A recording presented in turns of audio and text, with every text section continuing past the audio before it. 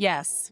So BCEN in 2025, we did do the Culture of Certification Support Survey, and we had over 2,500 registered nurses that work in trauma, transport, burn, pediatric emergency nursing respond. So we were thrilled to hear from so many. And what surprised me was the lack of support for the recertification or the maintenance of certification. So it's there is decent support for nurses to achieve their initial certification, but the beauty of certification is that now that I've achieved it, I have this enhanced knowledge base. And so the idea is that I'm going to maintain my certification now, and I'm going to continue to increase my knowledge because I've got some requirements that I have to meet to maintain the certification.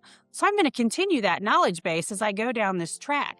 So what surprised me was the lack of organizational support for recertification. There's actually a 20-point lag behind what we see for support for recertification versus initial certification. So that was surprising and disappointing at the same time. I think that there's a lot of push to get people certified. We want to see which nurses are certified and get our numbers up. Perhaps we're working on some organizational excellence. And I think that's all fantastic. And then I think that the recertification, there's less fanfare about it. But gosh, it's equally as important. But I think organizations are just not thinking about it the same way they do the initial certification. Like, oh my gosh, this is great. The nurse got certified. Why don't we help them keep that certification? So there's just not the same urgency or excitement around the recertification, but it's every bit as important, if not more.